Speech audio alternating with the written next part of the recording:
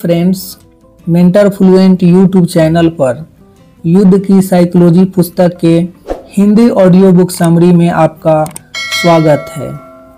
Episode 11। बिना मकसद के युद्ध लड़ना सबसे बड़ी बेवकूफ़ी। अब युद्ध कोई अकारण तो नहीं ही लड़े जा सकते हैं, ना ही पिक्चर देखे बहुत दिन हो गए सो आज देख लेते हैं कि तर्ज पर युद्ध लड़े जा सकते हैं। हाँ, कोई पागल या फ्रस्ट्रेटेड हो तो बात अलग है। फ्रस्ट्रेटेड लोग जरूर बात बिना बात झगड़ने हेतु उतावले रहते हैं और पागलों को क्यों लड़ रहे हैं इसका ही कोई अंदाजा नहीं होता है। परंतु यह तय है कि सामान्य मनुष्य बिना किसी कारण के युद्ध नहीं करता है और ऐसे में हरेक को युद्ध का मकसद हर हाल में पूरी तरह से स्पष्ट होना ही चाहिए। आप युद्ध से हासिल क्या करना चाहते हैं इस बाबत रत्ती भर कन्फ्यूजन नहीं होना चाहिए। आज के आधुनिक युग में मनुष्य को अनेक तरीकों के युद्ध में उतरना पड़ता है।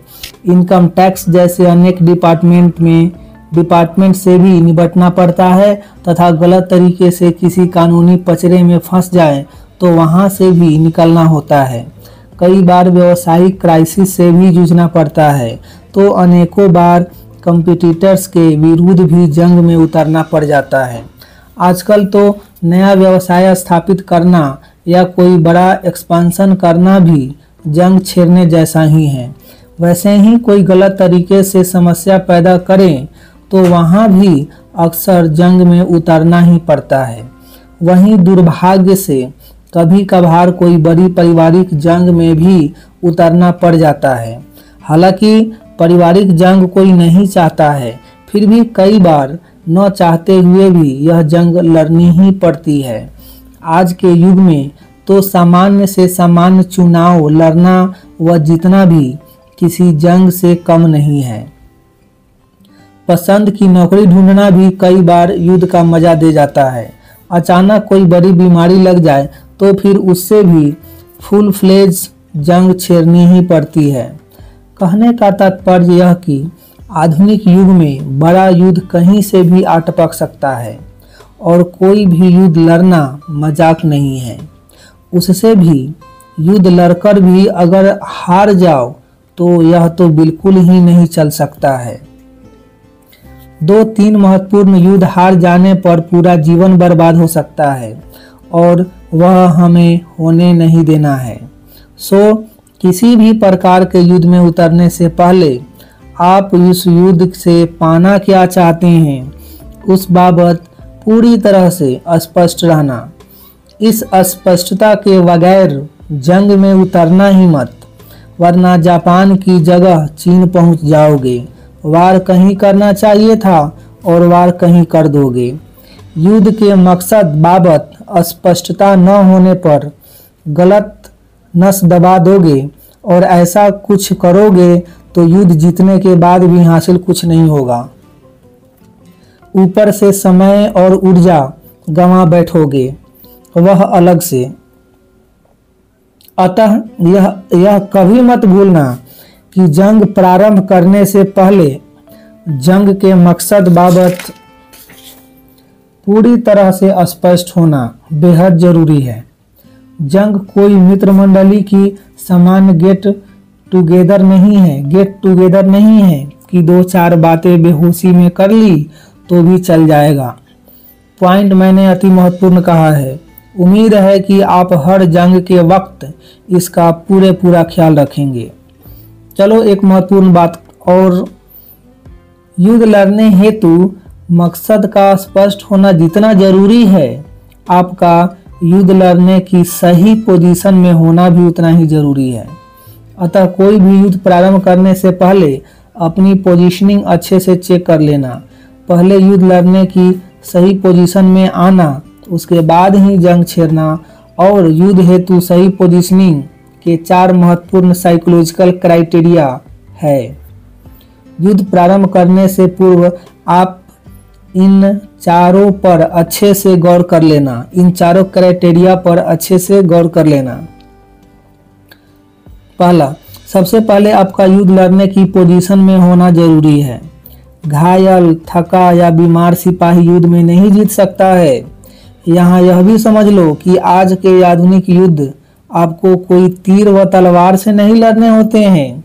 आज के युद्ध की सबसे बड़ी आवश्यकता मानसिक फिटनेस है, और मानसिक फिटनेस उसी की सही रहती है जो रोज रोज संघर्षों में न उलझ रहा हो। जिसकी जिंदगी जंग हो गई हो, वह 50 प्रकार के मानसिक स्ट्रेस से गुजर रहा होता है, और ऐसा व्यक्ति किसी कीमत पर बड़े युद्ध लड़ने हेतु मानसिक रूप से फिट नहीं कहा जा सकता है। और इसलिए हमने सबसे पहले जीवन से अकारण के संघर्ष कैसे कम करने चाहिए उस पर चर्चा करी, क्योंकि अकारण के संघर्ष टालकर ही आप अपने को किसी बड़े युद्ध हेतु मानसिक रूप से फिट रख सकते हैं। कुल मिलाकर जीवन के बड़े युद्ध जीतने हो तो मानसिक रूप से पूरा फिट होना अनिवार्य है।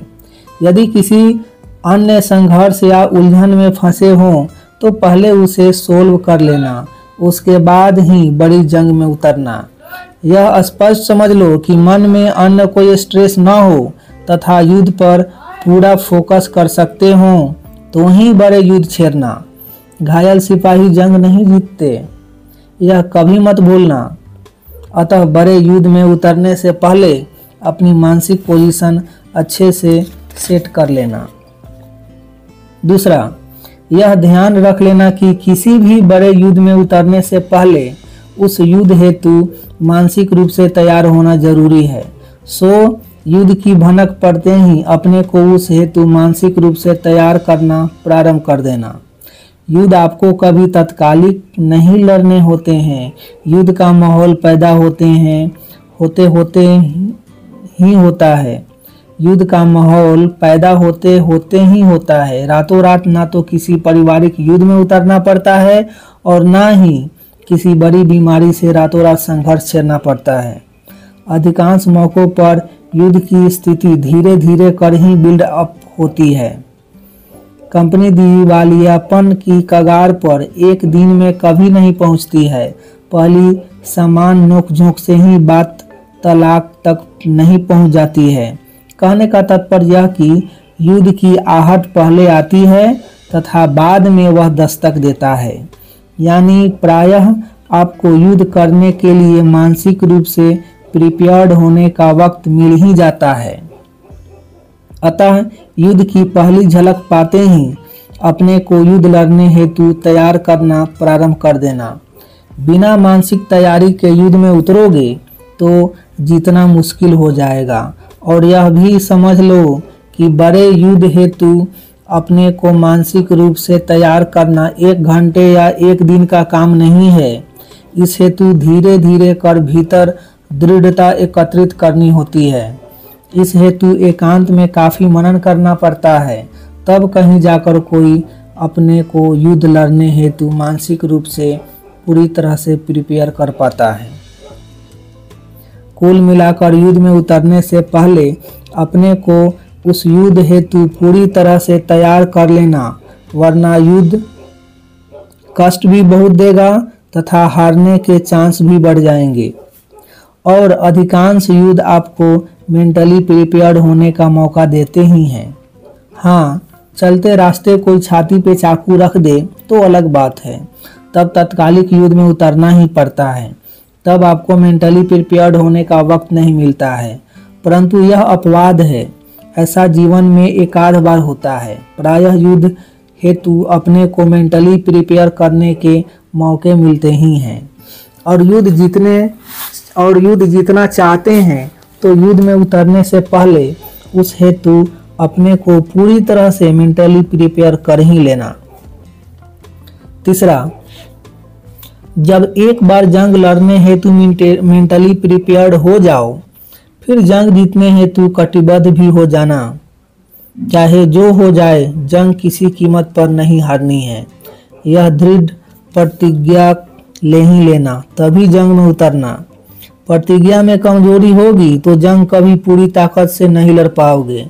कुल मिलाकर कहने का तात्पर्य यह है कि भीम वाली गलती मत दोहराना। जंग में उतरने से पहले यह दृढ़ संकल्प तय कर लेना, यह दृढ़ता पूर्वक तय कर लेना कि तुम नहीं और सिर्फ तुम नहीं। चौथा, अंत में सबसे महत्वपूर्ण यह कि जंग से आप पाना क्या चाहते हैं इस बाबत पूरी तरह से स्पष्ट हो जाना। युद्ध में आप समय, ऊर्जा और साधन लगाते हैं, मन पर जमाने भर का लोड लेते हैं। ऐसे में जंग से हासिल क्या करना चाहते हैं यह तो स्पष्ट होना ही चाहिए। कहीं ऐसा न हो कि हासिल मात्र 10 करना चाह रहे हो और उस हेतु हजारों की एफर्ट जंग में लगा दो। तब तो जंग जीतने के बाद भी सौदा बड़े घाटे का हुआ। और चूंकि अधिकांश लोग बेहोशी में युद्ध करते हैं, इसलिए अक्सर जीतने के बावजूद वे काफ़ी कुछ खो देते हैं। हालांकि हमें ऐसा कभी नहीं करना है। सामान्य सा हासिल करने के लिए महायुद्ध में कभी नहीं उतरना है। उसकी